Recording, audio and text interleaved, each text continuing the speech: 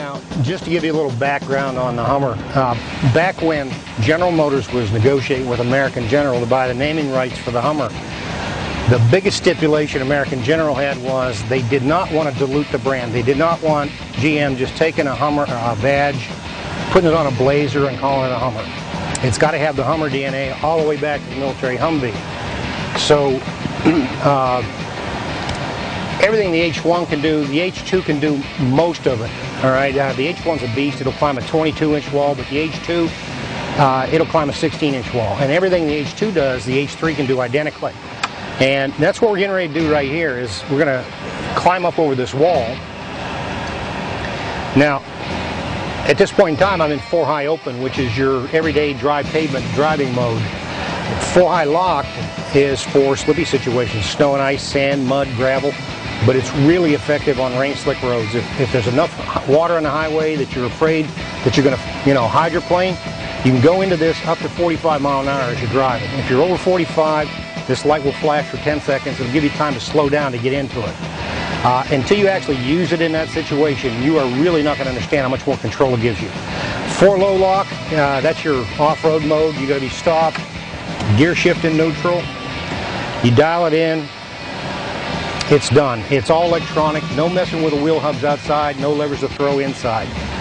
Now, all 4 wheel hubs are geared, and the gearing in the wheel hubs actually doubles the torque from the engine to the wheel in 4 low lock. In 4 high open, this engine's putting out 415 foot-pounds of torque. In 4 low lock, it's putting out 830. I'm going to turn the air down just for a second so we can listen to the engine, because it's not even going to break a sweat. It's just effortless for it.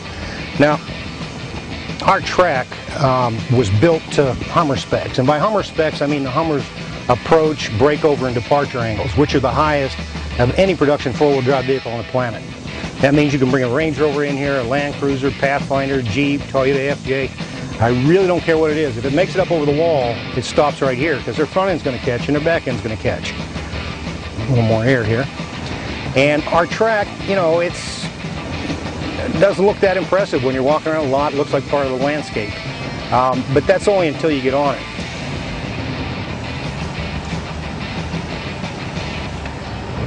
This is a 60-degree vertical slope. And when you're on it and you look out the windshield, you got nothing but sky and a big balloon up there. Behind us, there's nothing but rocks.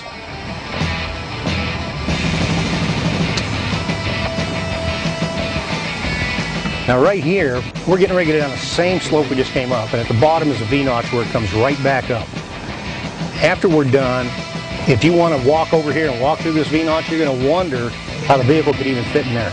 But it's all got to do with the approach and departure angles I was telling you about. If you look at the ones over on the pad, the approach angle goes from the bottom of the front bumper to the tire, and the departure angles from the bottom of the back bumper to the tire.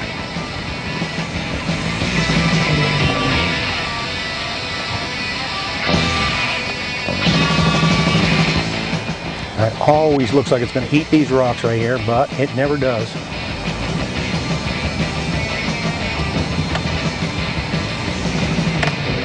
Now, your H2 will traverse 16 inches of water at 20 miles an hour and 24 inches of water at 5 miles an hour.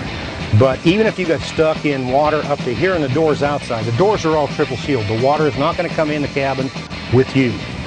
And what lets it do the deep water is the fact that the transmission and the transfer case are both completely sealed. You ready? Ready.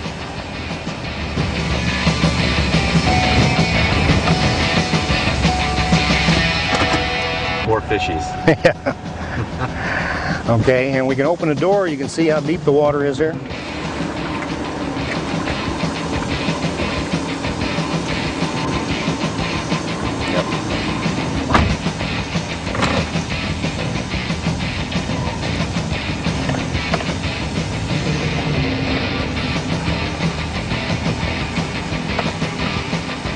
Now, right here, we're getting ready to come out on dry pavement, so I'm going to put it back into 4 high open. If you recall, I said that 4 low lock doubles the torque from the engine to the wheel. And if you're driving on pavement in 4 low lock, the wheels are just turning with so much force that you're going to wind up erasing the tread on your tires. Now over on this side, we're going to step down the same wall that we climbed up back there and shift it into four-low lock.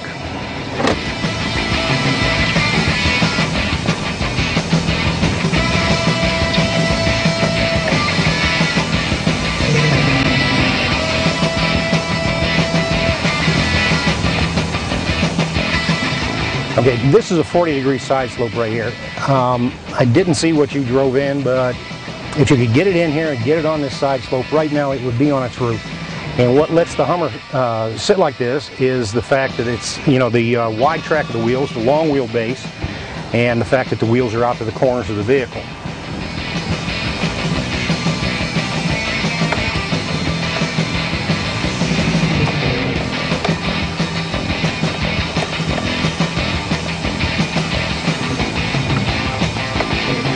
Now you feel it rocking, that's because we're on two wheels here.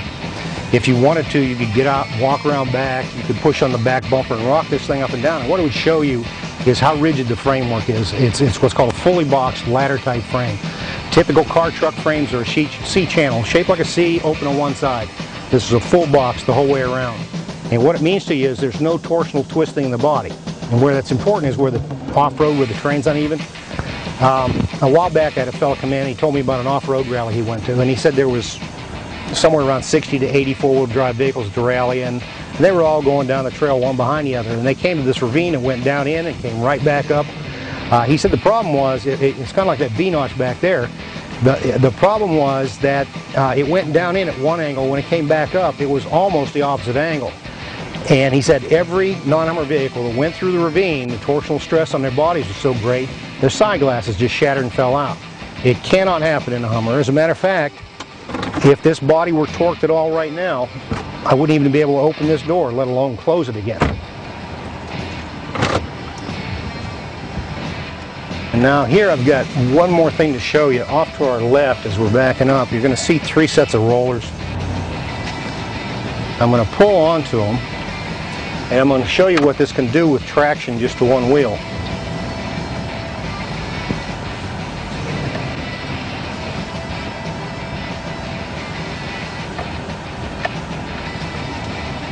Shift into four-low lock.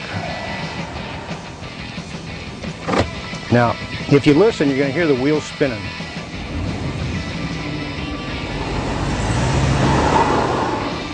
Okay, there's also a slight clicking noise coming from underneath the dash.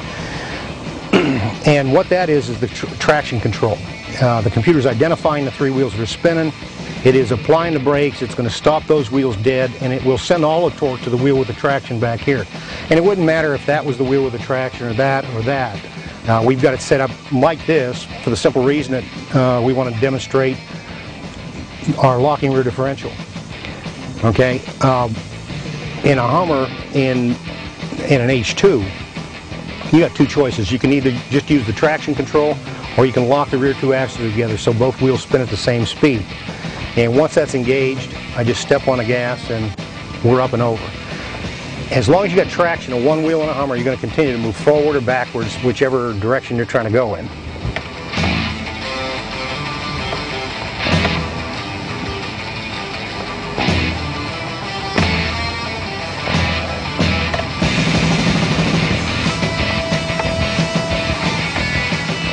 Now, this was supposed to be the same 40-degree side slope as the other side over here. For some reason, it came out to be a little more than 45. And the weird thing is, if you read the owner's manual, it'll tell you 40 is the maximum. Well, obviously 40 is not the maximum, and 45 is not the maximum. And I don't particularly want to find out what it is. I just know it's not one of those two.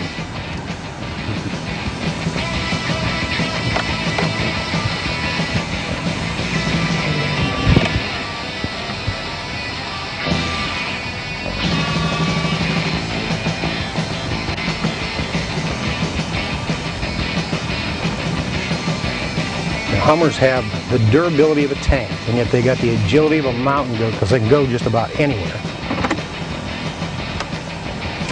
Now, if you'd like to take it off-site, I need to make a copy of your driver's license.